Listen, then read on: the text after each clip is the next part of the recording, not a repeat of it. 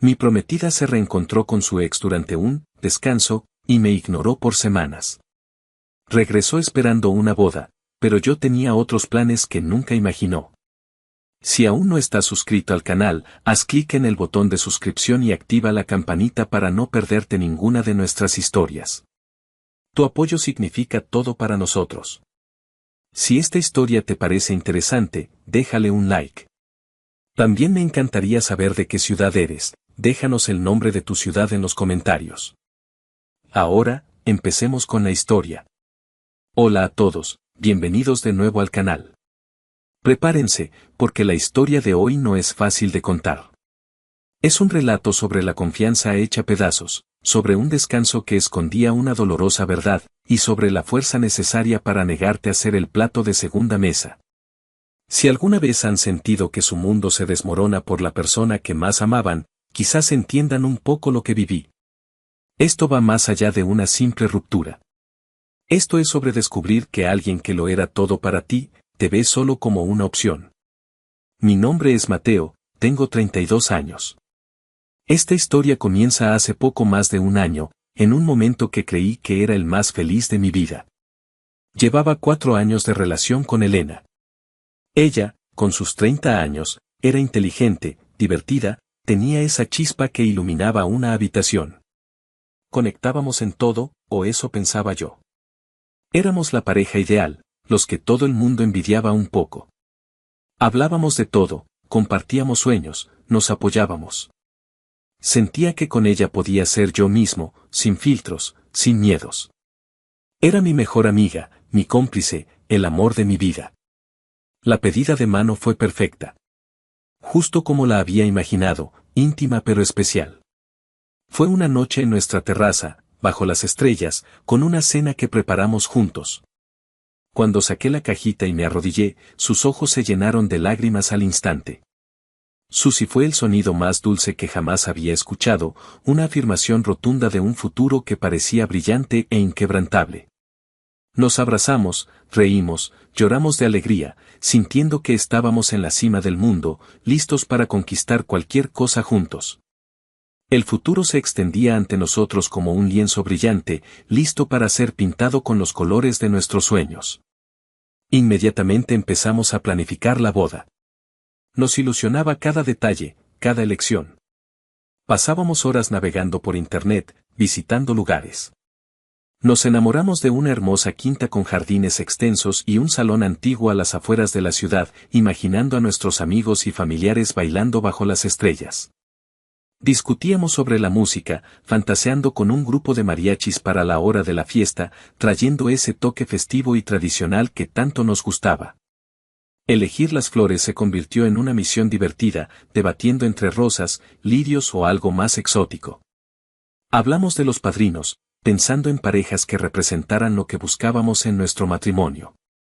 La organización consumía nuestro tiempo y energía, pero era un tiempo feliz, lleno de complicidad, decisiones compartidas y la dulce anticipación de unir nuestras vidas.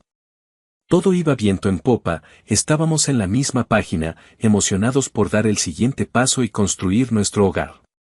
Sentía una seguridad absoluta en nuestra relación, en nuestro futuro juntos. Sin embargo, si miro hacia atrás con honestidad, hubo un pequeño indicio, una grieta sutil en la fachada de nuestra aparente perfección que no quise ver en su momento. Días antes de que todo empezara a desmoronarse, noté a Elena un poco distante. No era una distancia física, sino emocional. Estaba pegada al teléfono más de lo normal, con una expresión preocupada o evasiva que desaparecía rápidamente si yo entraba en la habitación. La sorprendí un par de veces borrando mensajes rápidamente o cerrando ventanas de redes sociales en su laptop, como si no quisiera que viera lo que estaba haciendo. Había un aire de secreto a su alrededor que no había estado allí antes. Le pregunté si algo iba mal, si estaba estresada por la inminente avalancha de preparativos finales de la boda o por cualquier otra cosa, pero lo negó rotundamente, cada vez con una sonrisa forzada que no llegaba a sus ojos. Me decía que eran cosas del trabajo o problemas sin importancia de una amiga que no quería que me preocuparan. Quise creerle. La amaba y confiaba plenamente en ella. Pensé que quizás sí, que el estrés de la boda estaba empezando a afectarle, o que realmente estaba lidiando con algo que no se sentía cómoda compartiendo todavía. Fue justo después de ese pequeño periodo de distancia, de esa sensación de algo no dicho, que llegó con la noticia. De la nada, me dijo que necesitaba ir a su ciudad natal, a varias horas de viaje hacia el sur por carretera, para estar con su hermana, Isabel. Según ella, Isabel estaba pasando por un momento muy difícil, algo personal y complicado, y necesitaba su apoyo incondicional, que solo ella, como hermana mayor y confidente, podía brindarle. Lo enmarcó como una necesidad urgente de desconectar de la rutina de nuestra vida y la presión de los preparativos, de oxigenar la mente en un entorno familiar y de paso ayudar a su hermana a superar la crisis.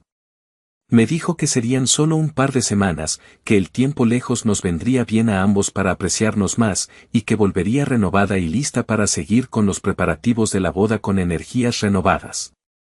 Aunque me pareció un poco repentino y dramático, dada la supuesta magnitud del problema de Isabel, del cual no me dio detalles específicos, no dudé. Sabía lo unida que era a su familia, especialmente a Isabel. La abracé con fuerza, le di un beso largo, lleno de amor y confianza, le dije que la apoyaba y que la echaría de menos cada minuto. Empacó una pequeña maleta, como si de verdad fuera solo por unos días, y se fue, con la promesa de llamarme en cuanto llegara y de mantenerme informado. Los primeros 2 días después de su partida transcurrieron con una normalidad tranquilizadora.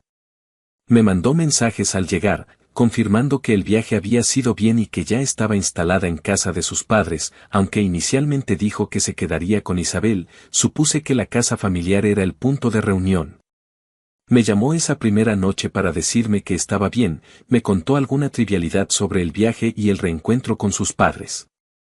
Todo parecía ir según lo previsto, una pausa temporal en nuestra rutina, nada más. Mi inquietud inicial sobre su distancia previa y la repentinidad del viaje se disipó un poco. Pero al tercer día, todo cambió de forma abrupta y desconcertante. Recibí una llamada suya a media tarde. La tomé con alegría, esperando una conversación relajada, quizás que me contara más sobre cómo estaba ayudando a Isabel. Pero su voz sonaba tensa, forzada, como si estuviera leyendo un guión o conteniendo una emoción muy fuerte. Mateo, dijo, después de un silencio incómodo al saludarme, necesito hablar contigo sobre algo. Es difícil de decir. Creo que necesito tiempo para pensar. Mi mundo, que hacía un momento giraba con normalidad, se detuvo bruscamente. La sangre se heló en mis venas. ¿Tiempo? ¿Pensar en qué, Elena? ¿Qué pasa? ¿Es por la boda? ¿Estás abrumada por los preparativos? ¿Hice algo mal? Por favor, dime qué sucede. Mis preguntas salieron atropelladamente, llenas de confusión, pánico y una naciente ansiedad que rápidamente se volvió arrolladora. No me dio una respuesta clara. Evadía mis preguntas directas con habilidad frustrante. Solo repetía que se sentía abrumada, que necesitaba tiempo para sí misma, para aclarar su cabeza, que no sabía lo que quería, que no quería forzar las cosas. La conversación fue extraña, inconexa, llena de silencios incómodos de mi parte mientras intentaba procesar la bomba que acababa de lanzar. Terminó con ella prometiendo vagamente que hablaríamos pronto, que me mantendría al tanto, pero la sensación que me dejó fue de que algo fundamental se había roto en ese instante. Y que ella no estaba siendo completamente honesta.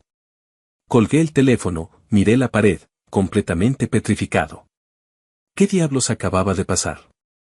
Después de esa llamada, el silencio se instaló de forma ominosa. Al principio, intenté darle el beneficio de la duda. Quizás realmente necesitaba ese espacio, ese tiempo para ella sola. Le envié mensajes cortos, sin presión, solo un ¿cómo estás? Espero que te encuentres mejor, aquí estoy si necesitas algo.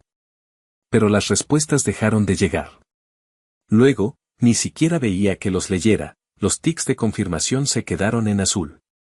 La llamé un par de veces más en los días siguientes, la primera suavemente, la segunda con un poco más de urgencia en la voz, pero no contestó. Mi ansiedad se disparó. Lo más preocupante para mí, que conocía sus hábitos digitales mejor que nadie, fue que dejó de publicar en redes sociales. Ni una foto, ni un comentario, ni una historia. Su perfil se volvió una tumba digital, un silencio sepulcral que contrastaba con su vida social activa y pública. Era como si hubiera desaparecido del mapa. La confusión y el pánico se transformaron rápidamente en una angustia helada que me oprimía el pecho. Empecé a perder el sueño. Daba vueltas en la cama, repasando cada conversación reciente, buscando alguna señal, algún indicio de que esto iba a suceder. Pero no encontraba nada. Todo parecía normal, feliz, justo antes de que se fuera. Me rebosaba de preocupación, sin entender por qué esta mujer, que supuestamente me amaba y con la que iba a casarme, de repente se aislaba de esta manera. No aguanté más la incertidumbre. Contacté a Isabel, su hermana, la supuesta razón de su viaje. Esperaba que me diera alguna explicación, algo que aliviara esta pesadilla, un atisbo de la verdad. La respuesta de Isabel fue exasperantemente vaga, fría y cortante por mensaje de texto. Mateo, lo siento, no la he visto mucho estos días. Está en casa de mis padres, supongo que necesita su espacio. No sé nada más de lo que te haya contado ella. No te agobies. La brevedad, la falta de empatía y la forma en que evitó dar cualquier detalle o mostrar preocupación por mí me parecieron extrañas, como si estuviera ocultando algo o, peor aún, estuviera al tanto de la situación y no quisiera involucrarse o tuviera instrucciones de no hablar. Sentí, con una certeza creciente, que la familia de Elena la estaba encubriendo o, al menos, facilitando su aislamiento de mí. Empecé a darle vueltas a esas pequeñas señales que había ignorado en mi confianza.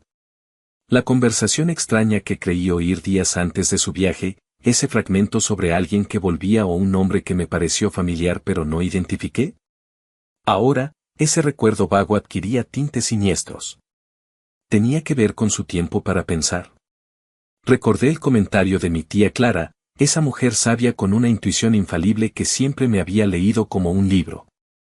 Habíamos ido a visitarla poco antes del viaje de Elena, y al despedirse, tía Clara me abrazó con fuerza, un abrazo que ahora recordaba como inusualmente largo, y me dijo, mirándome a los ojos con una dulzura mezclada con algo parecido a la preocupación o la melancolía, Mateo, hijo, eres un buen hombre, de gran corazón. Espero que Elena sepa lo afortunada que es de tenerte a su lado. A veces las personas, al sentir la presión del futuro, se confunden con los caminos que creían haber dejado atrás. En ese momento, sonreí y asentí, pensando que se refería a viejas amistades o a la vida de soltero. Ahora, esas palabras resonaban en mi cabeza con una claridad escalofriante, como una advertencia profética que no supe descifrar a tiempo. La sensación de ser excluido, de que me ocultaban algo importante, me carcomía. Intenté contactar a otro miembro de su familia con el que me llevaba bien, un primo lejano de Elena, Carlos González, con el que coincidía de vez en cuando en reuniones familiares y teníamos buena química. Le pregunté si sabía algo, si Elena estaba bien, si pasaba algo grave con Isabel o su familia. Su respuesta, también por mensaje, fue igualmente evasiva, hombre, Mateo. Sí, está por aquí. Con mi tía Sofía, doña Sofía, la madre de Elena. Creo que está pasando por un momento delicado, por eso no habla mucho. Por lo que sé, necesita estar tranquila y no quiere hablar con mucha gente ahora. Ya te llamará ella, supongo, cuando se sienta mejor. Tú no te preocupes. Era obvio, Elena no quería hablar conmigo, y su familia, por las razones que fueran, lealtad a ella, desconocimiento de la magnitud real, o complicidad, la estaba encubriendo o, al menos, facilitando su aislamiento de mí, presentándolo como una necesidad de espacio personal. Mis amigos, Javier y Sofía, me veían sufrir, demacrado por la falta de sueño y la angustia. Me daban ánimos, me invitaban a salir para distraerme, pero mi mente estaba obsesionada. Javier, el que siempre buscaba la calma y el pragmatismo, me decía, Mateo, entiendo que estés jodido, pero dale el espacio que pide, tío. Quizás realmente solo está agobiada con lo de su hermana y la presión de la boda. Ya volverá a la normalidad y te explicará. Pero Sofía, siempre más intuitiva y directa, no estaba de acuerdo. Sus palabras eran un espejo de mi propio temor, Mateo, sé que la quieres y confías en ella, pero esto no es normal. Elena no es así. Desaparecer así, de la noche a la mañana, sin una explicación real después de lo de la llamada, no es darle espacio. Es una falta de respeto total y un comportamiento sospechoso. Algo gordo está pasando, y me da mala espina. Sus palabras validaban mi creciente terror. No sabía qué era, pero sentía en lo más profundo de mi ser que el tiempo para pensar de Elena no tenía nada que ver conmigo ni con el estrés de la boda en la forma que ella lo decía. Sentía que había otra razón, una razón que no se atrevía o no quería confesar. Las semanas se arrastraron con una lentitud agónica. Cada día sin noticias era más largo y pesado que el anterior. Pasaba horas mirando el teléfono, con la pantalla en la mano, esperando un mensaje, una llamada, cualquier señal de vida, cualquier explicación. Pero nada. La confusión inicial se transformó en una angustia helada que se instaló permanentemente en mi pecho, quitándome el aire. ¿Por qué este silencio absoluto? ¿Qué había hecho yo, o qué estaba pasando en su vida, que justificara este abandono repentino y total? ¿Era tan terrible lo que le pasaba que no podía decírmelo, a mí, su prometido? O peor aún, tenía que ver conmigo de alguna manera que ella no quería o no podía admitir. La falta de respuestas me estaba volviendo loco. La paciencia, que al principio había intentado mantener a flote con la esperanza de que simplemente necesitaba procesar algo, se agotó por completo. Ya no podía seguir así, en este limbo de incertidumbre y dolor, sin saber si mi prometida estaba bien, si seguíamos comprometidos, si toda nuestra vida juntos se había evaporado sin un adiós, borrada por un necesito tiempo. Sentía que mi vida entera estaba en pausa forzada, esperando una señal que nunca llegaba. Decidí que no podía esperar más. No podía seguir torturándome con especulaciones y miedos. Si ella no iba a venir a mí con la verdad, yo iría a buscarla. Tenía que saber. Por mi propia salud mental, por mi dignidad. Hablé con Javier y Sofía. Les expliqué mi decisión. Javier seguía reticente, preocupado de que empeorara las cosas. Mateo, piénsalo bien. Si necesita espacio. Pero Sofía me apoyó sin dudar, tienes que ir, Mateo. No puedes vivir así. Necesitas respuestas, y ella te las debe. Sopesé las opciones, el riesgo de invadir su espacio contra la agonía de la incertidumbre. Decidí que el silencio y la falta de honestidad eran peores que cualquier conversación incómoda o dolorosa que pudiera tener. Era una decisión tomada por necesidad de claridad, por autorrespeto y por la desesperación de un hombre al que le habían arrebatado su futuro sin explicación. Empaqué una pequeña bolsa con lo esencial para una noche. Metí mi cargador de teléfono, algo de ropa limpia, cosas básicas. Llené el tanque del coche. El viaje era largo, varias horas de carretera, un trayecto que antes habríamos hecho juntos, riendo y cantando, ahora lo enfrentaba solo, con el peso de la incertidumbre. Tenía todo ese tiempo para pensar. Para prepararme mentalmente para cualquier escenario. Para convencerme de que quizás todo era un malentendido, que ella solo estaba pasando por una crisis personal ajena a nuestra relación, algo tan abrumador que la hizo cerrarse, y que al verme, al hablar cara a cara, todo se arreglaría con un abrazo y una explicación. Me aferraba a esa esperanza, por irracional que fuera, como un náufrago a un trozo de madera. Pero justo cuando estaba a punto de salir de la ciudad, ya en el coche con las manos en el volante, o quizás ya en la carretera, no lo recuerdo con exactitud porque el impacto borró los detalles menos importantes. Recibí un mensaje. Era de Carlos González, el primo lejano de Elena con el que me llevaba bien, el mismo que me había respondido vagamente sobre ella días atrás. Esta vez, el mensaje no era evasivo.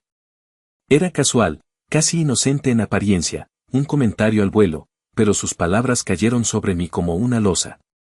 Decía, ¿qué onda, Mateo? Espero que estés bien. Oye, qué casualidad. Estuve de paso por ciudad natal de Elena, por trabajo hace unos días y vi a Elena.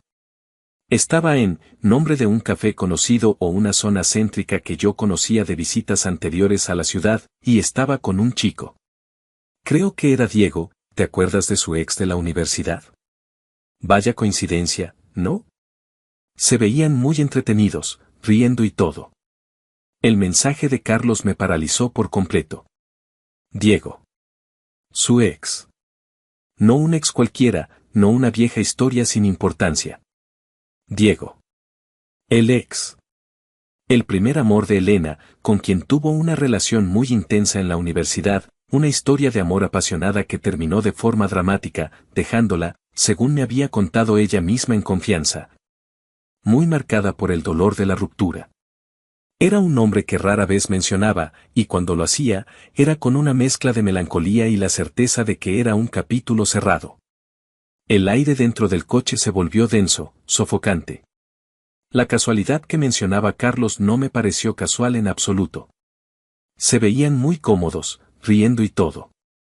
Esas frases resonaron en mi cabeza, una y otra vez, como una campana fúnebre para mi relación. Elena había pedido un tiempo, un descanso para ir a su ciudad natal, supuestamente para apoyar a su hermana Isabel en una crisis, pero estaba pasando el tiempo, cómodamente y riendo, con Diego. La pieza encajó con una precisión terrible, pero el cuadro que formó era desolador y lleno de traición. Las palabras de Carlos, ese comentario casual, confirmaron mis peores miedos y le dieron un propósito terrible al silencio de Elena, a su evasión, a su necesidad de tiempo para pensar. Ya no era confusión o crisis personal ajena a nuestra relación. Era algo mucho más doloroso, personal y directo. Era una traición. Pisé el acelerador. La rabia y el dolor se mezclaron con la determinación. Necesitaba llegar. Ahora más que nunca. El viaje se convirtió en una misión para confirmar una verdad que ya sentía en mis entrañas. Después de varias horas de viaje, conduciendo casi en piloto automático, con el mensaje de Carlos repitiéndose en mi mente, llegué a la ciudad natal de Elena. El nudo en mi estómago se había transformado en una piedra helada, pesada y dolorosa. El sol de la tarde empezaba a caer, proyectando largas sombras. Conduje directamente a la calle de sus padres. La casa familiar, que antes representaba un refugio, un lugar de calidez y bienvenida donde yo había sido recibido tantas veces con los brazos abiertos, ahora me parecía una fortaleza inexpugnable. El epicentro de la mentira y el secreto. El corazón me latía con fuerza en las sienes, martilleando un ritmo frenético contra mis costillas, mientras aparcaba el coche a unos metros de la entrada. Apagué el motor y me quedé sentado por un momento, respirando hondo, tratando de encontrar la calma que no tenía. Me bajé del coche, la bolsa de viaje colgando inerte de mi mano. Caminé por la acera, cada paso se sentía pesado, cargado de la expectativa del enfrentamiento. Llegué a la puerta. Dudé un instante antes de levantar la mano para llamar. Por un momento, temí que nadie abriera, que la casa estuviera vacía, o que simplemente no me abrieran al verme allí, sin avisar, después de semanas de silencio. Pero reuní el valor. Llamé al timbre. Y esperé. Se abrió la puerta. Y quien abrió fue doña Sofía, la madre de Elena. Su rostro, al verme allí parado en el umbral, pasó de la sorpresa inicial a una incomodidad y nerviosismo evidentes que intentó disimular sin éxito. Sus ojos se abrieron ligeramente, su boca se entreabrió en una voz silenciosa, casi un jadeo ahogado. Había una fracción de segundo de duda y pánico en su mirada antes de que se recompusiera, sus rasgos faciales adoptando una máscara de sorpresa forzada. «Oh, Mateo», murmuró, su voz un poco más aguda de lo normal, «qué sorpresa verte por aquí. No te esperábamos». Su postura era tensa, y aunque no cerró la puerta del todo, había una clara reticencia en su gesto y en la forma en que se interponía en el umbral. «Elena no está un poco indispuesta ahora, descansando», añadió rápidamente, buscando mis ojos con una mirada evasiva, clara señal de que mentía. Intentó bloquear sutilmente el paso con su cuerpo, esperando que yo aceptara la excusa y me fuera. Pero yo, con la imagen del mensaje de Carlos y la confirmación de su deshonestidad quemándome por dentro, no iba a ceder. Con toda la cortesía que pude reunir, mi voz tensa pero firme, le dije, «Lo sé, doña Sofía, sé que no me esperaban. Y no tengo intención de molestar. Pero necesito hablar con Elena. Es importante. Muy importante». Estoy aquí porque no he tenido noticias suyas en semanas y estoy muy preocupado. Y hay algo que necesito aclarar con ella cara a cara. Doña Sofía dudó un momento más, su mirada seguía evasiva, pensando rápidamente en otra excusa o en cómo manejar la situación. Parecía atrapada. Mi determinación debió ser clara en mi rostro, o quizás la verdad en mis ojos la hizo flaquear. Finalmente, suspiró imperceptiblemente, una exhalación de resignación a regañadientes, y se hizo a un lado, abriendo la puerta un poco más. Pasa, pasa, dijo en voz baja, casi un murmullo, su voz cargada de preocupación y derrota. El ambiente en la casa, incluso desde el recibidor, se sentía pesado, cargado de una tensión palpable. No era la calidez familiar que recordaba de mis visitas anteriores, era el aire denso y silencioso de un secreto guardado a la fuerza. Entré en la casa. El recibidor estaba impecable, ordenado hasta el exceso, como si hubieran estado limpiando para distraerse. Doña Sofía me guió al salón. Me senté en el sofá, el mismo sofá donde me había sentado tantas veces, sintiéndome parte de la familia. Ahora me sentía como un extraño, un intruso. El silencio se cernía sobre nosotros. Doña Sofía se movía nerviosamente por la habitación, alisando cojines que ya estaban perfectos, evitando mi mirada directa. Justo entonces, apareció Elena. Salió de un pasillo lateral, y al verme allí sentado en el salón, se detuvo en seco en la entrada. Se quedó inmóvil por un instante, completamente petrificada. Su rostro reflejaba la misma sorpresa, el mismo pánico que vi en su madre al abrir la puerta, pero magnificado, sin la máscara de compostura. Estaba pálida, sus ojos muy abiertos, como si hubiera visto un fantasma que no esperaba encontrar en el salón de su casa. Estaba claro, terriblemente claro, no esperaba que apareciera, y mucho menos que la encontrara allí. Hubo un momento de silencio cargado de tensión en el que simplemente nos miramos, ella de pie, yo sentado, con doña Sofía moviéndose nerviosamente, una figura periférica en esta escena. Finalmente, Elena, con un esfuerzo visible, rompió el silencio con voz apenas audible, temblorosa. Mateo. Dios mío, no pensé que vendrías. Se sentó en un sillón individual frente a mí, sus movimientos rígidos, incómodos. Doña Sofía, después de unos segundos de vacilación, dijo algo sobre ir a la cocina a preparar algo de café o agua, una excusa transparente para dejarnos, por ahora, solos. Aunque yo sentía su presencia nerviosa en la casa, probablemente escuchando desde la cocina. Elena intentó iniciar una conversación superficial, un intento patético de crear una normalidad que ya no existía. El viaje bien, encontraste fácil la casa, mucho tráfico en la carretera, ¿quieres algo de beber? Parecía que estaba recitando un guión aprendido a medias, una forma torpe de ganar tiempo o evitar el tema real. Su voz sonaba forzada, antinatural. Esa farsa me revolvió el estómago, aumentó mi ira contenida y mi determinación de llegar al fondo de todo. Respondí con monosílabos, mi mandíbula tensa, mis ojos fijos en los suyos, buscando una verdad que no llegaba en sus palabras vacías. No pude soportar la farsa por mucho tiempo más. La tensión era insoportable. El nudo en mi garganta se hizo insoportable, una mezcla de miedo, rabia y dolor.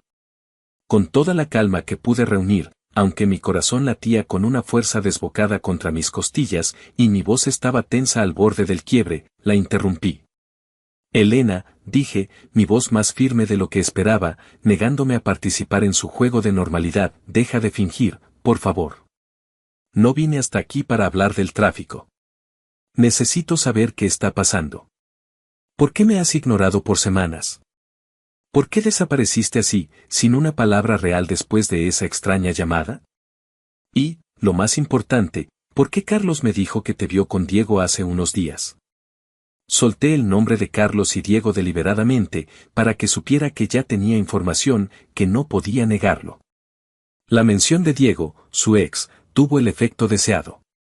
Mencionar a Carlos y a Diego la tomó completamente por sorpresa. La palidez de su rostro aumentó, si es que eso era posible. Se quedó sin habla por un instante, sus ojos desviándose rápidamente, evitando mi mirada directa. Se mordió el labio inferior, un tic nervioso que conocía bien. Ya no podía negar el encuentro. Estaba acorralada. El aire en el salón se llenó de un silencio cargado de tensión, roto solo por el sonido distante de la loza en la cocina, donde supuse que doña Sofía escuchaba. Después de unos segundos que parecieron una eternidad, un silencio denso y cargado de secretos, Elena finalmente habló. Su voz era apenas un susurro, rota, como si temiera que las paredes la oyeran o como si cada palabra fuera un esfuerzo inmenso. Me encontré con Diego, cuando llegué aquí, dijo, todavía evitando mi mirada, observando fijamente sus manos que estaban entrelazadas en su regazo. En contraste, repetí, el cinismo tiñendo mi voz, hirviéndome la sangre, recordando la descripción de Carlos de verlos muy cómodos, riendo y todo. Carlos dijo que te vio en zona o café específico, sentados juntos, riéndose, pareciendo muy entretenidos. ¿Eso es encontrar? ¿Un simple cruce en la calle? ¿Y por un encuentro casual, desapareciste de mi vida por semanas? Acorralada de nuevo por mi pregunta directa y el conocimiento que tenía, su voz se volvió un poco más firme, con un matiz de desesperación y autodefensa al intentar justificar lo injustificable. No fue planeado, fue en lugar, supermercado, calle, etc., una coincidencia. Y sí, terminamos hablando. Nos sentamos un rato. Luego, tras otra pausa tensa, otro suspiro entrecortado, soltó la confesión más dura, la que confirmó mis peores miedos. Y, he estado pasando tiempo con él, después de eso. Quería ver si había sentimientos sin resolver. La frase sentimientos sin resolver golpeó mi estómago con la fuerza de un puñetazo. Un dolor agudo y helado me atravesó el pecho. Miré a la mujer sentada frente a mí, la mujer con la que iba a casarme en pocos meses, la mujer que supuestamente me amaba, y en ese instante sentí que no la reconocía en absoluto. Era como mirar a una extraña. Sentimientos sin resolver, repetí, mi voz cargada de incredulidad, asombro y una inmensa tristeza que rápidamente se transformó en rabia contenida. ¿Sentimientos sin resolver? Elena, estamos prometidos. Estamos planeando una boda. Una vida juntos. ¿Cómo puedes decir eso? Mientras me ignorabas, me dejabas en la oscuridad, ¿estabas pasando tiempo con tu ex para ver si sentías algo por él? ¿Qué clase de persona hace eso? Ella seguía justificándose, su voz con un matiz de desesperación y un toque de autocompasión, intentando parecer la víctima de sus propias circunstancias. No quería casarme con dudas, Mateo. Necesitaba estar segura. Necesitaba saber, por ambos. No quería empezar nuestro matrimonio con algo pendiente del pasado. Intentó girar la situación, culpar a factores externos, incluso insinuando sutilmente que quizás la presión de la boda me había cambiado, que yo estaba distante, que ella sentía que algo faltaba en nuestra relación. Buscando desesperadamente excusas para su comportamiento en mí o en las circunstancias, en lugar de asumir su propia responsabilidad. Mi furia, contenida hasta entonces, la rabia que había estado fermentando durante semanas de silencio y angustia, empezó a hervir con una intensidad que me hacía temblar. Me negué a aceptar sus excusas. ¿Por ambos? ¿Crees que esto me beneficia de alguna manera? Has destrozado la confianza. Me has causado un dolor que nunca antes sentí. Ahora tengo más dudas que nunca, pero no sobre nosotros, sino sobre ti, sobre quién eres realmente, gracias a tu deshonestidad. Dejarme en la oscuridad por semanas, preocupado, sin saber nada, temiendo lo peor, es 1000 veces peor que haber sido honesta desde el principio y decirme que tenías dudas o que habías visto a Diego. Eso es cruel, Elena. ¿Cómo pudiste hacerme esto? Le eché en cara cada noche sin dormir, cada mensaje sin respuesta, la humillación de tener que viajar para forzar esta conversación y descubrir la verdad de esta manera tan cruel. En ese momento, doña Sofía, la madre de Elena, reapareció en el salón. Quizás alertada por el tono de mi voz, que había subido a pesar de mis esfuerzos por controlarlo. Entró con una expresión de preocupación forzada en el rostro, intentando proyectar calma en medio de la tormenta. Se acercó a Elena, Puso una mano sobre su hombro, y luego se giró hacia mí, intentando intervenir, suavizar la situación, como si fuera una simple discusión de pareja. Mateo, hijo, por favor, cálmate. No hables así. Elena está confundida, es un momento difícil para ella, necesita tiempo para entender sus sentimientos. Es joven. Dale una oportunidad. Piensa en todo lo que han construido juntos, en la familia, en la boda. Es una tontería estropearlo todo por esto. Intentó ponerse descaradamente del lado de su hija, pidiendo comprensión para Elena, minimizando la gravedad de la traición, y utilizando la boda y el futuro que ella había puesto en riesgo como herramientas para presionarme, para hacerme sentir culpable por mi reacción.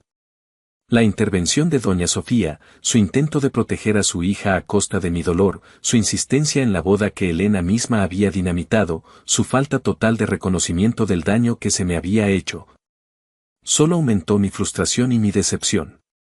Me giré hacia ella, mi voz tensa pero controlada, tratando de mantener la educación a pesar de todo. Doña Sofía, con todo respeto, aprecio su preocupación por Elena, pero esto no se trata de una simple confusión.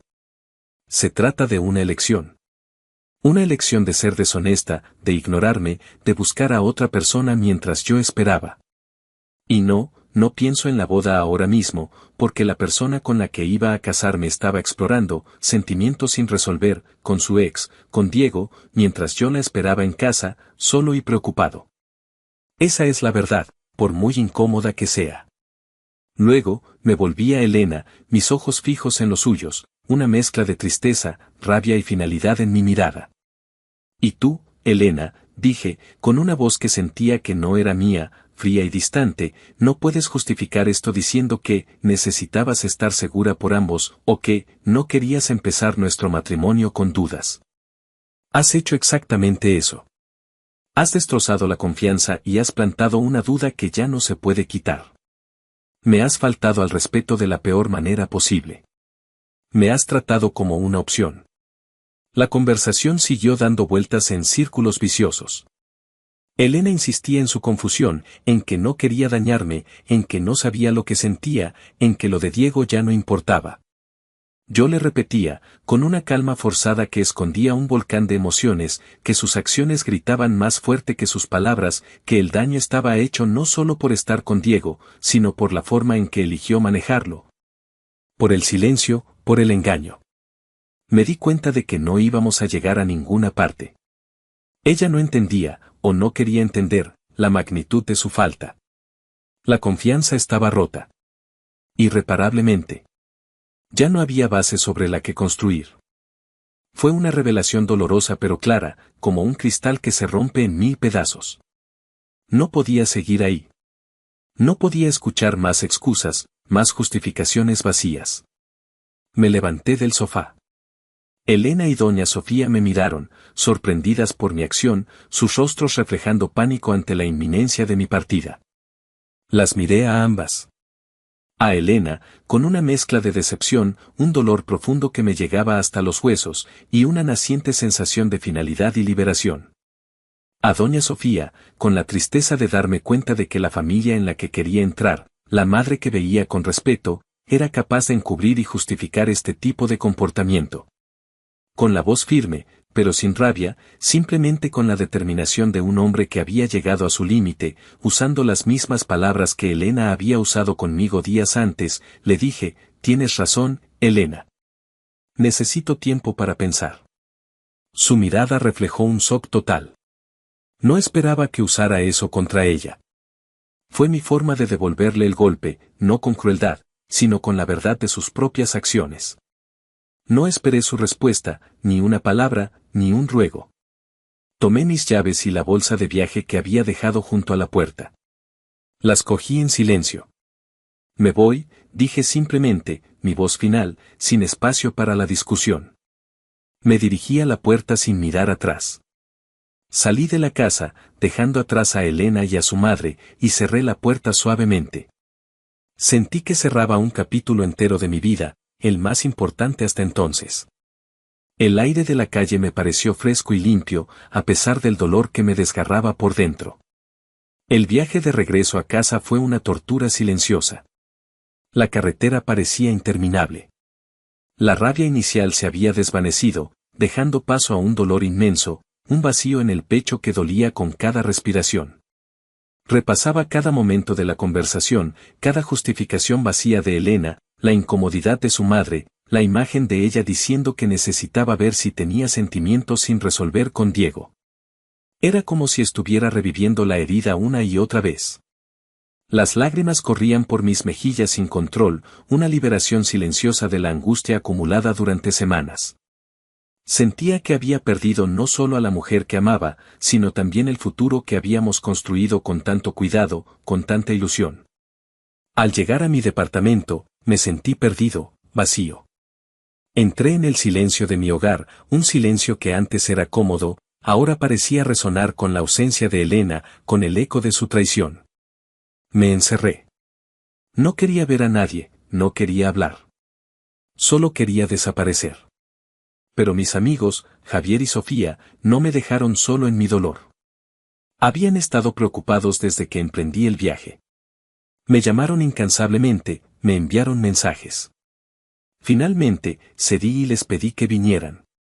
Les conté todo, desde el momento en que Elena me pidió el tiempo, el silencio, el mensaje de Carlos, el viaje, la conversación, la confesión, la intervención de su madre, mi decisión de irme. Lo conté todo, con la voz entrecortada por la emoción, reviviendo cada momento doloroso al relatarlo. Su reacción fue de indignación absoluta. Javier, el que siempre buscaba la calma, estaba furioso. No puedo creerlo, tío. Después de todo lo que vivieron, desaparecer así, sin explicaciones, para irse con su ex. Y encima te encubren. Es una falta de respeto enorme, una crueldad. Sofía, la más directa y visceral, fue implacable. Sus palabras eran un espejo de mi propia rabia y mi propio sentido de injusticia, te lo dije, Mateo. Algo no cuadraba en ese silencio. Y si ella estaba considerando a su ex mientras tú la esperabas para casarte, planeando vuestra vida, no te merece. Ni ahora, ni nunca. No te sientas idiota por confiar en ella, Mateo. El problema no es tuyo. El problema es de ella por ser una deshonesta, una inmadura y una egoísta. Sus palabras, aunque duras, fueron un ancla en mi tormenta emocional.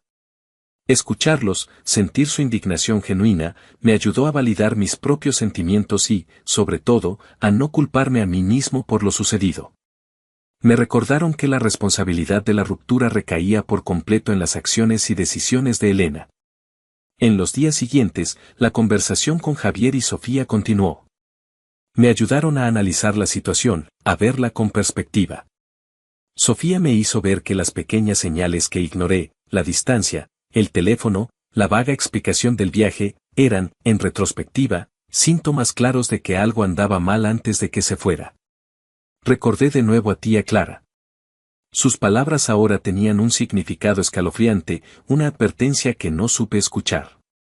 Decidí llamarla. Le conté todo, desde el principio, sin omitir detalles, con la voz todavía temblorosa por la emoción. Escuchó con una paciencia infinita, sin interrumpir, solo con un suspiro ocasional de empatía. Cuando terminé, su voz era suave, llena de comprensión y una profunda sabiduría que solo dan los años. Oh, mi niño, dijo, con una calidez que me llegó hasta el alma. Qué doloroso debe ser. Pero escúchame bien, Mateo. A veces, las personas se pierden en sus propios laberintos de dudas, miedos o egoísmo, sin importar a quién arrastren con ellas en el proceso. No fue culpa tuya, Mateo. Tú construiste con amor y confianza, con un corazón sincero. Ella eligió romperlo con engaño y deshonestidad. Tu valor no disminuye por las malas acciones de otra persona. Tú mereces más que ser la opción de reserva de nadie, el premio de consolación si lo que buscan en otro lado no funciona. Hiciste lo correcto al irte. Es doloroso ahora, inmensamente doloroso, pero es el camino hacia tu propia paz y tu propio valor. Su consuelo, su comprensión profunda, su validación incondicional, fueron un bálsamo para mi alma herida. Durante las siguientes semanas, el silencio de Elena continuó. No me sorprendió. Sentí que no tenía el valor, o quizás la capacidad, de enfrentar lo que había hecho y el daño que había causado. Sin embargo, no todo fue silencio total desde su lado. Recibí un par de mensajes de texto de doña Sofía, la madre de Elena, intentando mediar o minimizar la situación, actuando como emisaria. Mateo, decía uno, Elena está muy mal, muy arrepentida de cómo pasaron las cosas. Quiere hablar contigo, explicarte mejor. Dale una oportunidad. Otro decía, hijo, piensa en la boda, en todo el esfuerzo que pusimos, en la ilusión de las familias. ¿De verdad vas a dejar que se pierda todo por esto? Ella te quiere. Era un intento claro de usar la culpa y la presión familiar para manipularme. Respondía doña Sofía con educación pero con una firmeza que no dejaba lugar a dudas. Doña Sofía, aprecio su preocupación por Elena, de verdad. Pero la decisión está tomada y es definitiva. Se acabó. La confianza se rompió irreparablemente por las acciones de Elena, no solo por lo que hizo, sino por cómo lo manejó, por el silencio y la deshonestidad. No hay vuelta atrás posible. Por favor, no insistan más. No hubo más mensajes de ella, ni de Isabel. Parecían haber aceptado, al menos por el momento, mi postura. El golpe más difícil, después del dolor emocional, fue empezar a desmantelar los planes de boda. Tener que llamar al salón para cancelar la fecha, hablar con los proveedores de la música, las flores, el fotógrafo. Cada llamada, cada explicación, cada disculpa que tenía que dar a los proveedores, era una punzada de dolor, un recordatorio tangible del futuro que se había evaporado. Informar a la familia y a los amigos cercanos fue también agotador y doloroso. Era como desenterrar el futuro que habíamos planeado juntos, pedazo a pedazo, y verlo morir en mis manos. Hubo momentos de debilidad, de duda, de preguntarme si debería haber intentado arreglarlo de otra manera, si el amor verdadero no debería ser capaz de superar obstáculos como este. Me preguntaba si fui demasiado duro, demasiado rápido en mi decisión. Pero la imagen de ella con Diego, su deshonestidad deliberada, su falta de valentía para hablar conmigo y su intento de usar un descanso como excusa mientras exploraba su pasado. Todo eso me recordaba por qué no podía hacerlo. No podía construir un matrimonio sobre una base de mentiras, desconfianza y la sensación de haber sido una opción de respaldo. No podía perdonar la forma en que me había humillado y herido. No podía. No merecía eso. Merecía un amor transparente, honesto y recíproco. Lenta pero dolorosamente, empecé a aceptar la nueva realidad. La tristeza era inmensa, un pozo profundo, pero se mezclaba con una naciente sensación de alivio, de liberación y, sobre todo, de autorrespeto por haberme puesto a mí primero. Empecé a enfocarme en mí mismo, en sanar, en recuperar mi vida, ladrillo a ladrillo. Volví a mis hobbies, pasaba más tiempo con mis amigos Javier y Sofía, su compañía y su apoyo incondicional fueron vitales en esos meses. Volví a ir al gimnasio, a leer, a hacer cosas que me gustaban y que había dejado de lado por la vorágine de la planificación de la boda. La sabiduría de tía Clara seguía resonando en mí, recordándome mi propio valor. No buscaba activamente una nueva relación, necesitaba tiempo para mí, para curar las heridas y reconstruir mi propio fundamento. Sentía que estaba recuperando mi equilibrio, mi fuerza interior. La paz, aunque a veces frágil y salpicada de momentos de tristeza, se había instalado lentamente en mi vida. Pasaron varios meses desde la última vez que vi a Elena en casa de sus padres. La herida de la ruptura no había desaparecido por completo, pero se había convertido en una cicatriz menos dolorosa, algo que llevaba conmigo pero que ya no me impedía avanzar.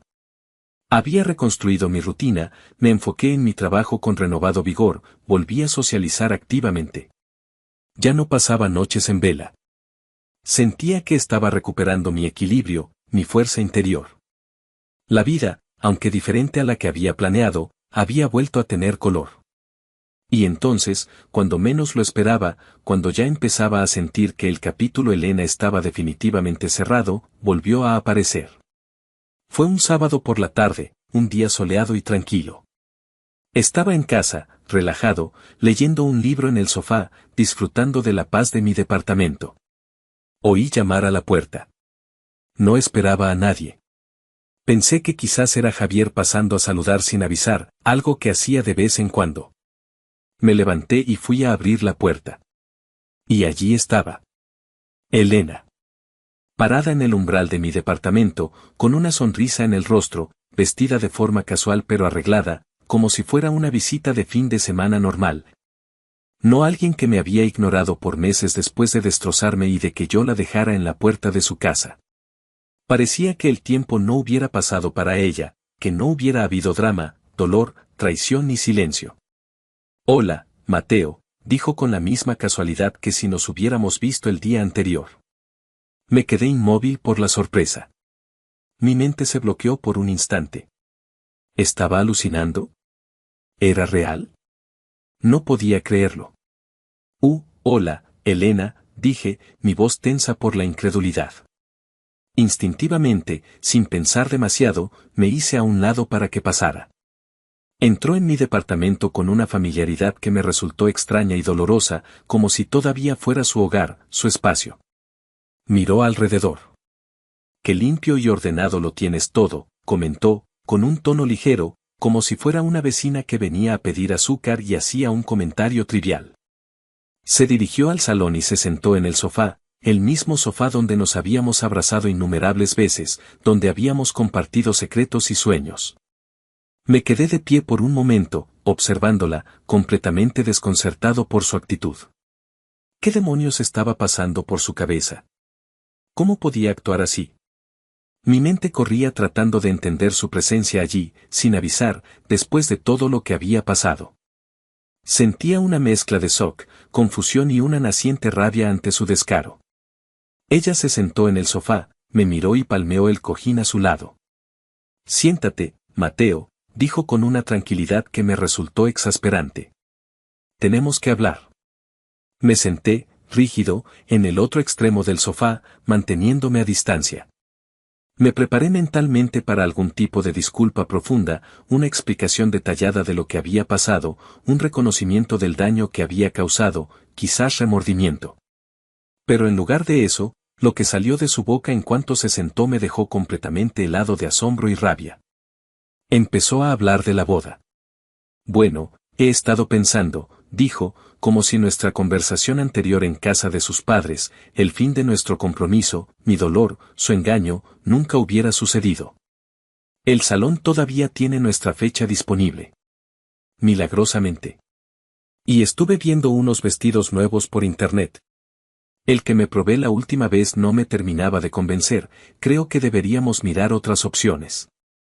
Continuó hablando de los preparativos, del catering, de la lista de invitados, de las flores que podríamos usar, del grupo de música. Incluso mencionó algo sobre el depósito que sus padres habían dado para el lugar, que no querían perder, o la ilusión que su madre y tías todavía tenían por la boda, intentando, de forma burda y transparente, usar la culpa y la presión familiar como herramientas para manipularme y convencerme de retomar todo. Era tan surrealista, tan ajeno a la realidad del daño que había causado, que por un momento pensé que estaba teniendo algún tipo de alucinación. Realmente esperaba sentarse en mi sofá, en mi departamento, meses después de abandonarme y romperme el corazón, y simplemente retomar los planes de boda como si nada hubiera pasado. La absurdidad de la situación era tan grande que casi me hizo reír, una risa histérica. No pude contenerme más. La farsa, el descaro, la desconexión total con la realidad de la situación, todo eso me hirvió la sangre. La corté en seco, mi voz calmada pero gélida, cada palabra cargada de la rabia contenida de los últimos meses. Elena, dije, mi mirada fija en la suya, intentando descifrar la locura en sus ojos, ¿qué estás haciendo aquí? ¿De qué estás hablando? ¿La boda? Me miró, genuinamente confundida por mi reacción, como si no entendiera por qué no estaba saltando de alegría, aliviado de que ella hubiera vuelto para retomar nuestros planes. ¿Qué? Estoy hablando de nosotros, Mateo. De arreglar las cosas. De nuestra boda. No pude evitar una risa, corta y amarga, llena de incredulidad y dolor. ¿Era el tipo de risa que dice estás bromeando? Arreglar las cosas, repetí, inclinándome hacia ella, mi voz bajando a un tono peligroso. ¿Te refieres a la relación que decidiste poner en pausa mientras aclarabas tus sentimientos con tu ex? ¿A esa relación que ignoraste por semanas, sin una palabra, sin una explicación, mientras yo me moría de angustia? ¿A esa relación que destrozaste con tu deshonestidad? Vuelves aquí meses después, como si nada, y esperas que te diga, sí, claro, sigamos con la boda. Su rostro palideció ligeramente, pero se recompuso rápido, adoptando una expresión de defensa. Eso ya pasó, Mateo, dijo rápidamente, como si fuera un error menor, un pequeño tropiezo sin importancia. Lo de Diego, me di cuenta de que no sentía nada. Fue solo, el pasado llamando a la puerta. Un error. Me di cuenta de que a quien quiero, de verdad, es a ti. Por eso estoy aquí. Para que volvamos a estar juntos. Para casarnos. Ya no pude sentarme más. Me levanté del sofá, empezando a caminar por el salón, incapaz de quedarme quieto. La rabia, el dolor y la incredulidad se mezclaban en mi pecho. ¿Y esperas que simplemente me crea eso? ¿Que después de meses de silencio, después de lo que hiciste, simplemente regreses y esperes que te reciba con los brazos abiertos, listo para retomar la boda, para casarme contigo como si nada hubiera pasado? ¿De verdad escuchas lo que estás diciendo, Elena? ¿No te das cuenta de lo absurdo, de lo cruel que suena eso? Ella se encogió un poco, sin esperar la intensidad contenida en mi voz, aunque no estaba gritando. Necesitaba tiempo, repitió, con una voz más baja. No quería hacerte daño. No sabía lo que sentía. No querías hacerme daño, Elena, mi voz se alzó un poco a pesar de mí mismo. Me ignoraste por semanas. Y me dejaste colgado, sin saber nada. Tuve que ir a buscarte para enterarme de que estabas con tu ex mientras supuestamente ayudabas a tu hermana. Y mentiste. Desapareciste. Y ahora vienes aquí, meses después, diciendo que no querías hacerme daño. Dejarme en la oscuridad, temiendo lo peor, es 1000 veces peor que haber sido honesta desde el principio y decirme, Mateo, tengo dudas, vi a mi ex, necesito tiempo. No es así, Mateo, intentó rebatir, con un matiz de desesperación en su voz. Estaba confundida, no sabía lo que sentía en ese momento.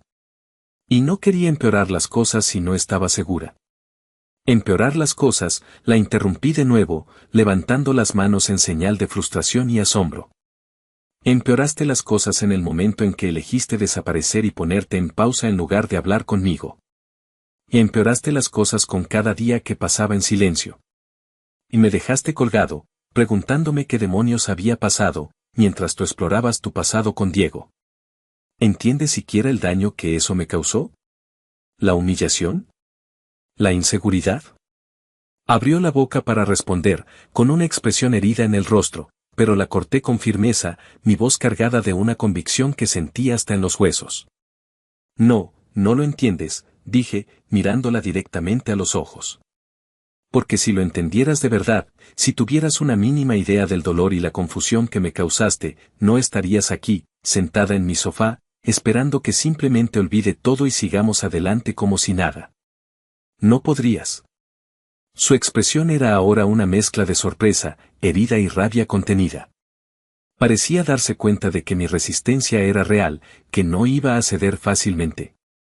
Intentó un último enfoque, volviendo a la carta de la víctima y el arrepentimiento. Cometí un error, dijo en voz baja, su voz sonando frágil. Lo sé. Sé que me equivoqué mucho. Pero estoy aquí ahora, Mateo. Quiero arreglarlo. Quiero que volvamos. Haré lo que sea necesario. Harás lo que sea, repetí, la misma risa amarga asomando, esta vez con más cansancio que rabia. Dices eso como si fuera alguna especie de promesa que borra todo lo demás. Pero la verdad es, Elena, que has roto algo fundamental. Has destrozado la confianza. ¿Cómo puedo creer que harás lo que sea, hoy, cuando mañana podrías volver a sentirte confundida y desaparecer de nuevo? ¿Cómo puedo confiar en que no harás esto otra vez, la próxima vez que un sentimiento sin resolver llame a tu puerta? Bajó la mirada a sus manos, que estaban entrelazadas, y vi que seguía llevando el anillo de compromiso en su dedo. Mi anillo. El símbolo de un futuro que ella misma había demolido. Sentí una punzada de ira al verlo allí, como si tuviera algún derecho a llevarlo después de todo lo que había pasado, después de su deshonestidad y su descaro al volver. Con voz tajante, sin pensar, la orden salió de mi boca con una finalidad que me sorprendió incluso a mí mismo. Quítatelo. Levantó la vista, sobresaltada por la brusquedad de mi tono. ¿Qué? El anillo, dije, señalando su mano. Mi voz era baja pero firme. Quítatelo. No te lo quedes. No tienes derecho a llevarlo. No después de todo esto. No después de lo que hiciste y cómo te comportaste. Sus ojos se abrieron con una sorpresa casi infantil, y por un momento pareció que iba a negarse, a argumentar, a intentar manipular. Pero mi mirada, la frialdad en mi rostro, la falta total de vacilación en mi voz, debió convencerla. Lentamente, con movimientos torpes y temblorosos, se quitó el anillo de compromiso de su dedo anular. El pequeño círculo de metal, brillante y caro, pareció pesar 1 tonelada al quitarlo. Con un gesto lento y deliberado, lo colocó sobre la mesita de centro, entre nosotros. Era un símbolo final de la ruptura, un puente quemado definitivamente. Se quedó sentada por un momento, mirándome, con una expresión de derrota en el rostro, como si todavía esperara que cambiara de opinión, que dijera algo, cualquier cosa, que pudiera arreglarlo todo. Que pudiera devolverle el anillo, que pudiera retroceder el tiempo. Pero yo solo la miré de vuelta, mi rostro impasible, mi decisión firme e inamovible. No dije nada. No había nada más que decir. ¿De verdad, esto es todo, Mateo?, preguntó finalmente, la voz apenas un susurro, quebrada por la emoción, pero no por el arrepentimiento que yo pudiera creer. ¿Simplemente se acabó así? Sí, Elena, dije, mi voz firme y sin vacilar, cada palabra resonando en el silencio del salón. Se acabó. Estoy hecho. Se terminó. No soy una opción, Elena. No puedes poner nuestra relación en pausa para irte a explorar tu pasado o ver si lo que tienes en otro lado funciona, y luego regresar meses después, cuando te conviene, esperando que esté aquí, esperándote. Listo para retomar donde lo dejamos. Eso no es amor, Elena. Eso es egoísmo. Y yo merezco más que eso. Sus labios temblaron visiblemente, como si quisiera decir algo más, quizás suplicar, quizás maldecir, no lo sé. Pero no dijo nada. En lugar de eso, se levantó lentamente del sofá, con la mirada baja, y caminó en silencio hacia la puerta. Me quedé sentado, observándola irse. Sentí que con su partida se iba la última chispa de lo que fuimos, del futuro que habíamos soñado. Y por primera vez en mucho tiempo, a pesar del dolor residual, me sentí libre. Esa noche, después de que Elena se fuera, me quedé sentado en el sofá, mirando el anillo que descansaba sobre la mesita de centro. Brillantemente pulido, un símbolo de un futuro que ya no existía. Se sentía surrealista, como si los últimos meses, todo el drama, el dolor, el engaño, el regreso de Elena, la confrontación final, todo hubiera sido un sueño retorcido del que no podía despertar. Pero al sentarme allí, en el silencio de mi departamento, con el anillo como prueba tangible, una cosa quedó perfectamente clara, había tomado la decisión correcta. Dolía muchísimo, pero había defendido mi valor. No iba a permitir que nadie me tratara como una opción secundaria, como un plan B, como algo que podían poner en pausa y retomar a conveniencia. Merecía algo mejor que eso, y finalmente, después de mucho dolor y confusión, estaba listo para defender mi propio autorrespeto. Elena se había ido, y aunque la tristeza persistía, se mezclaba con una inmensa sensación de alivio y de paz interior. Las secuelas de la ruptura se extendieron más allá de mi esfera puramente emocional y personal. La amenaza velada de Elena al irse, te arrepentirás de esto, no creas que esto queda así, no fue una frase vacía lanzada al aire en un momento de rabia. No tardó en manifestarse, primero de formas sutiles y luego de maneras más directas e inquietantes.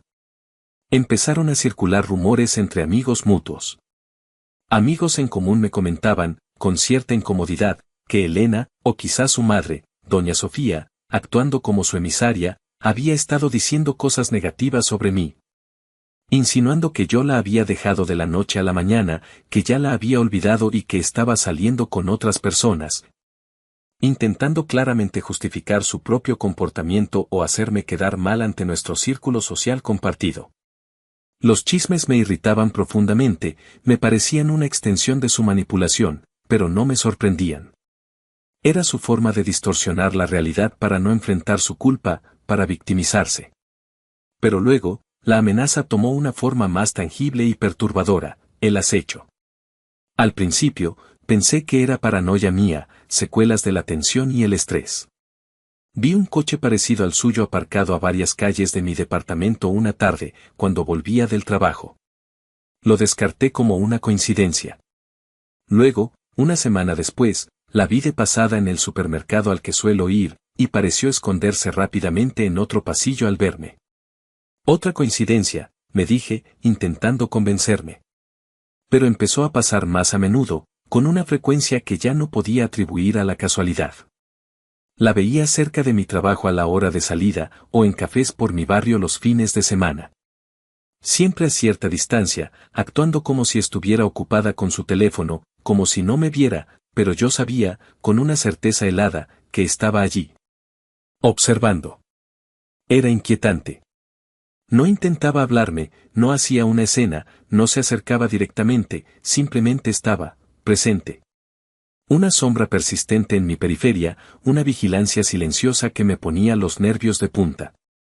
Intenté cambiar mis rutinas, tomar rutas diferentes para ir al trabajo, ir a otros supermercados, pero parecía que ella encontraba la manera de estar cerca, de hacerse notar sin interactuar. La tranquilidad y la paz que había empezado a ganar se vieron empañadas por esta extraña y silenciosa vigilancia.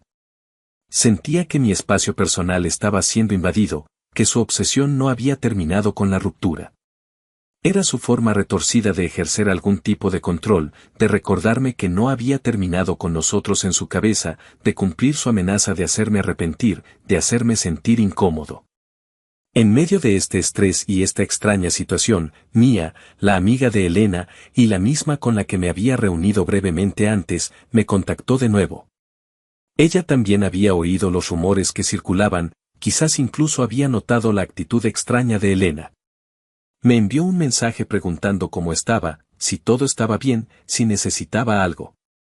A pesar de mi recelo inicial, pensando en cómo se conectaba todo con Elena y el posible chisme, valoré su genuina preocupación y el apoyo que me había ofrecido en el pasado, en los momentos más difíciles de la ruptura.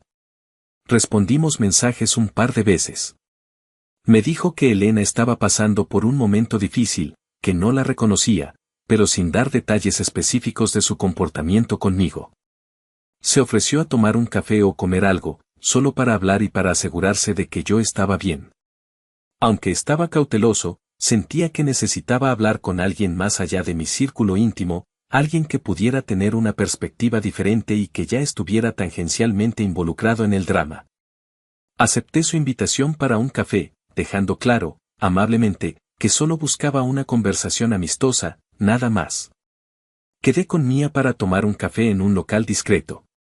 La atmósfera fue relajada, al menos al principio. Hablamos de cosas triviales, de cómo iban nuestras vidas, de trabajo. Mía fue, como la vez anterior, una buena oyente y se mostró empática con el difícil proceso que había vivido. Me sentí un poco más ligero después de hablar con ella, después de compartir parte de la carga con alguien fuera de mi círculo inmediato. Durante la conversación, Mía hizo algunos comentarios que me hicieron pensar, quizás sin darse cuenta, sobre la situación de Elena. Y al final del café, Mía me miró con una expresión seria pero amable, casi protectora. Mateo, de verdad, y te lo digo sinceramente, dijo, con una calidez genuina, eres un gran tipo. Y te mereces ser feliz. Mereces a alguien que te valore de verdad, que no te dé por sentado, que sepa lo que tiene. Sus palabras fueron amables, llenas de buena intención, pero sentí una ligera incomodidad ante la posibilidad de que mis límites no estuvieran lo suficientemente claros. O de que ella tuviera esperanzas que yo no podía corresponder. Le agradecí sinceramente su apoyo y su amistad, y volví a ser claro, amablemente pero con firmeza, en que en ese momento solo buscaba amistad y recuperarme, que no estaba listo para nada más. Poco después de esa reunión con Mía, el acecho de Elena se intensificó de forma notable. No sé exactamente cómo se enteró de que estuve con Mía. Quizás Mía publicó una foto inofensiva en redes sociales donde aparecíamos juntos en el café, o quizás algún amigo mutuo que nos vio, como Carlos, o algún otro conocido, se lo comentó a Elena o a su madre. En cualquier caso, la noticia, probablemente distorsionada por el chisme y la propia percepción retorcida de Elena, llegó a ella y pareció enfurecerla de una manera desproporcionada. Para su mente, supongo, significaba que yo la había reemplazado rápidamente, y encima con su amiga, lo cual, en su lógica posesiva, era una doble traición mía. El acecho dejó de ser sutil. Se volvió más frecuente, más descarado, casi agresivo en su persistencia. Me esperaba fuera de mi edificio más a menudo, a veces durante periodos largos. Una vez, cuando salí a comer con Javier, la vimos sentada en un coche aparcado al otro lado de la calle, a plena vista, mirando fijamente hacia el restaurante. Fue escalofriante, nos sentimos como animales en un zoológico. Otro día, la vi seguirme a varias cuadras mientras caminaba a hacer un recado, manteniendo una distancia, pero sin disimulo. La veía en lugares que no frecuentaba antes, como si estuviera investigando mis hábitos para estar presente. No intentaba acercarse para hablar, su objetivo no era la comunicación. Era una forma de acoso silencioso, una demostración de su presencia, un recordatorio de su obsesión y de su amenaza incumplida de hacerme arrepentir. Esta vigilancia constante y no deseada me agotaba emocionalmente, me ponía ansioso. Sentía que mi espacio personal y mi tranquilidad estaban siendo invadidos de forma persistente. Era su forma retorcida de ejercer algún tipo de control sobre mí, de recordarme que en su cabeza, la historia no había terminado, de cumplir su amenaza de una manera perturbadora. Fue después de uno de esos episodios particularmente inquietantes, tal vez después de verla aparcada cerca de mi edificio por tercera vez en una semana, o de notar que me seguía durante más tiempo de lo normal, que encontré algo. Estaba volviendo a casa una tarde, y al acercarme a mi coche, aparcado en la calle, vi una nota doblada atrapada bajo el limpiaparabrisas. Sabía de quién era antes incluso de tocarla, reconocí su letra al instante. Cogí la nota con precaución. La abrí. No era una disculpa, no era una explicación sincera, no era una rendición.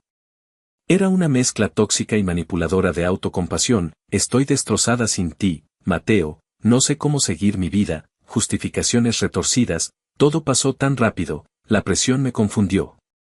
Lo de Diego no significó nada, fue solo el pasado que se cruzó, intentar culparme sutilmente, te alejaste, no me entiendes, nunca me entendiste del todo, estás siendo cruel ahora, recuerdos nostálgicos manipuladores. ¿No te acuerdas de X momento feliz que vivimos?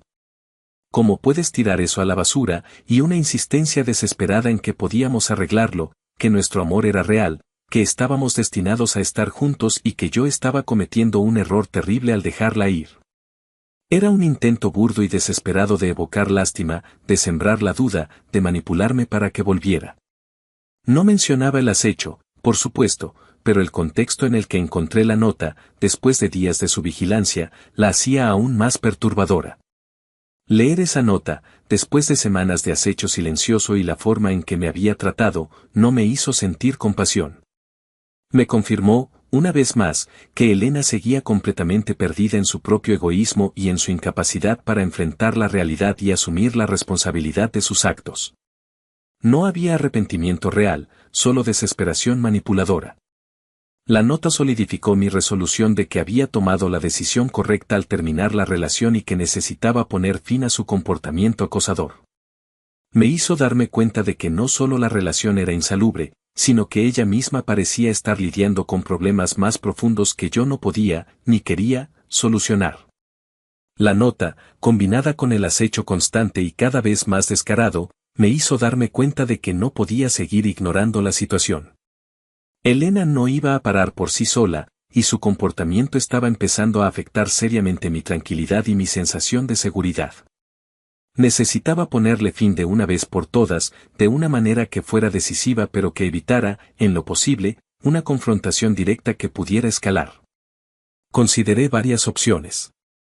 Podía intentar hablar con ella en persona de nuevo, pero temía su reacción impredecible y no quería arriesgarme a una escena o a poner en peligro mi seguridad emocional o física. Podía seguir ignorándola, pero el acecho no cesaba. Podía hablar con mis amigos o con tía Clara sobre esto, pero sentía que era un problema que tenía que intentar resolver yo primero, sin alarmarlos demasiado si podía evitarlo.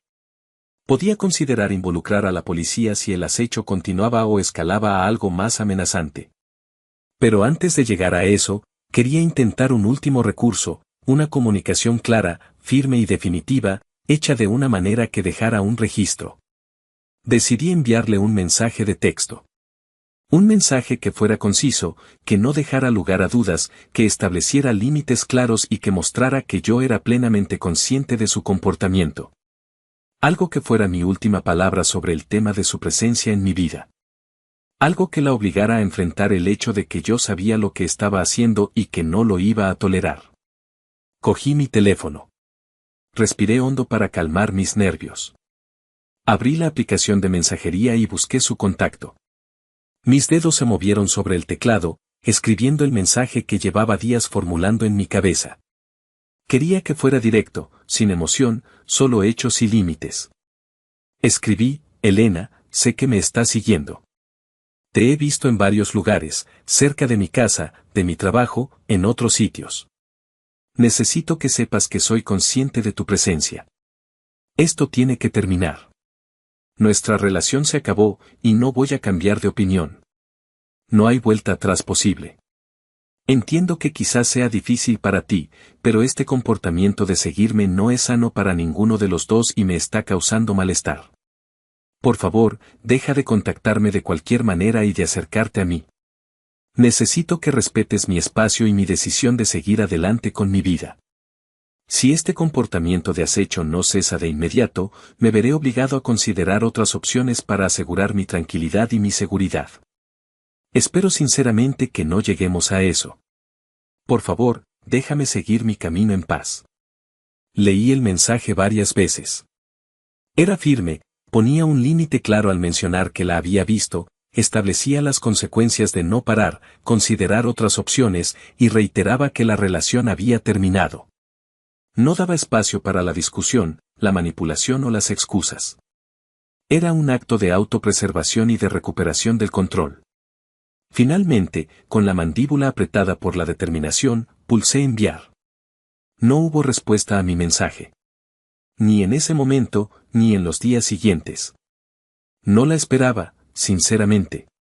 Pero, para mi inmenso alivio, el mensaje tuvo el efecto deseado. El acecho cesó. Al día siguiente de enviar el mensaje, su coche no estaba aparcado en mi calle. No la vi cerca de mi trabajo. Los días pasaron sin avistamientos, sin sentir esa mirada constante sobre mi nuca.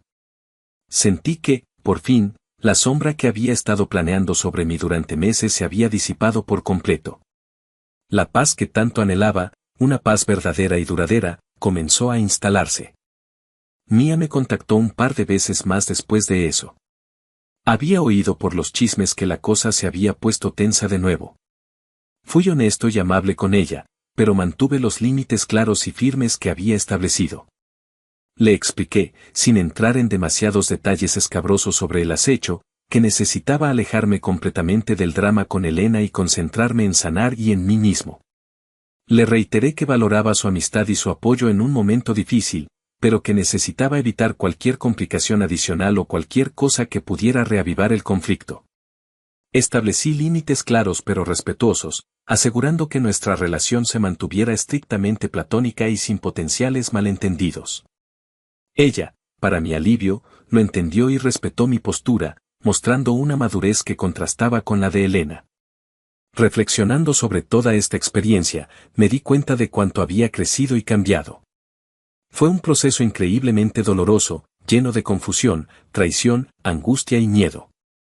Perdí a la persona con la que creí que pasaría el resto de mi vida de la forma más inesperada y cruel. Tuve que desenterrar un futuro entero, pedazo a pedazo. Enfrenté la deshonestidad, el egoísmo, la manipulación y, finalmente, un comportamiento inquietante. Pero a través de todo eso, también descubrí una fuerza interior que no sabía que poseía. Aprendí a defenderme, a poner límites claros, a no aceptar menos de lo que merezco. Aprendí a confiar en mi intuición y en los consejos de mi tía Clara y Sofía.